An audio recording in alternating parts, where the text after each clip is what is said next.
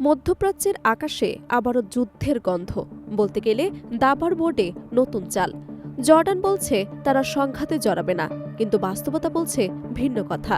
সীমান্তের মাত্র ৮০০ কিলোমিটার দূরে মার্কিন যুদ্ধবিমান প্রস্তুত। এটি কি কেবল নিরাপত্তা, নাকি ঝড়ের আগে নিস্তব্ধতা? মধ্যপ্রাচ্য চলমান উত্তেজনায় যেন নতুন করে ঘি ঢালছে জর্ডান। কূটনৈতিক ভাষায় নিরপেক্ষতার ঘোষণা দিলেও মাটির চিত্র ভিন্ন ইঙ্গিত দিচ্ছে।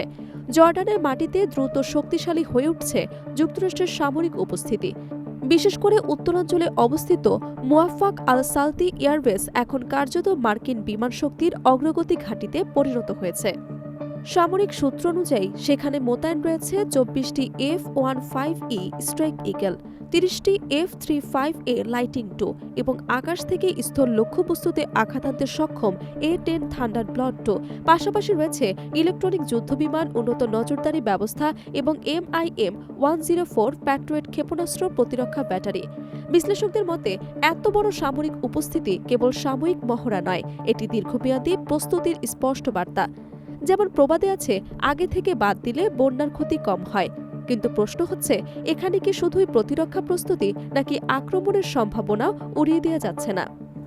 জর্ডান সরকার আনুষ্ঠানিকভাবে বলছে তারা আঞ্চলিক উত্তেজনায় কোনো পক্ষ নিতে চায় না। তাদের দাবি, এই সামরিক সহযোগিতা সন্ত্রাসবিরোধী অভিযান এবং আঞ্চলিক স্থিতিশীলতার অংশ। কিন্তু কূটনৈতিক বক্তব্য আর বাস্তব সামরিক প্রস্তুতির মধ্যে যে ফারাক, সেটি এখন আলোচনার কেন্দ্রবিন্দু।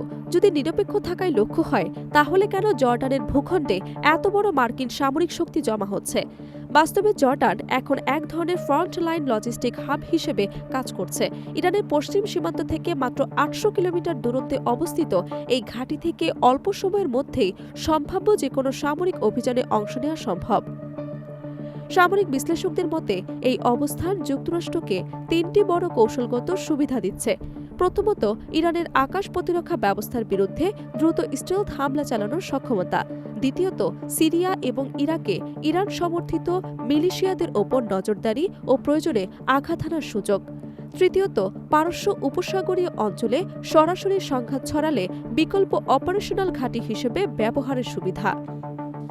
এই পরিস্থিতিতে ইরানও কঠোর বার্তা দিচ্ছে।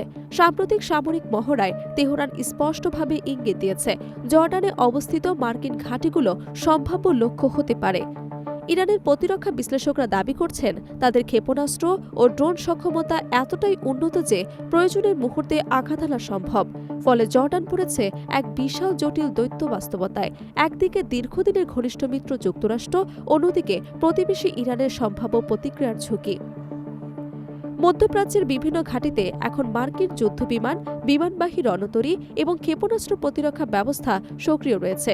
পুরো অঞ্চল জুড়ে গড়ে উঠেছে এক সমন্বিত সামরিক নেটওয়ার্ক। এই প্রেক্ষাপটে জর্ডানের ভূমিকা আরও প্রান্তিক নয়, বরং কৌশলগত সমীকরণের গুরুত্বপূর্ণ অংশ। আগুন নিয়ে খেললে হাত পোড়ে, এই প্রবাদ এখন বাস্তবতার সতর্কতার মতো শোনা যাচ্ছে। বিশেষজ্ঞরা বলছেন, যদি ইরান আমেরিকা সংঘাত শুরুই হয়, তবে জর্ডানও ঝুঁকির বাইরে থাকবে না, কারণ যে কোনো সামরিক অভিযানে এই ঘাঁটি প্রথম সারির প্ল্যাটফর্ম হিসেবে ব্যবহৃত হতে পারে। আর প্রথম সারিতেই থাকে সবচেয়ে বেশি ঝুঁকি। তাই নিরপেক্ষতার ঘোষণা যত জোরালোই হোক, বাস্তব পরিস্থিতি জর্ডানকে এক সূক্ষ্ম ভারসাম্যের খেলায় ঠেলে দিয়েছে। এখন প্রশ্ন হচ্ছে, এই সামরিক প্রস্তুতি কি কেবল চাপ সৃষ্টির কৌশল, নাকি সত্যি বড় কোনো সংঘাতের পূর্বাভাস?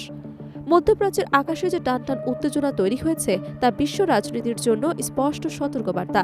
সামান্য ভুল হিসেবেই পরিস্থিতি দ্রুত নিয়ন্ত্রণের বাইরে চলে যেতে পারে। জর্ডান সেই উত্তপ্ত সমীকরণের মাঝখানে দাঁড়িয়ে, এক পা এদিকে, আরেক পা ওইদিকে। সামনে কোন পথ বেছে নেবে অঞ্চলটি, সেটি এখন দেখার অপেক্ষা।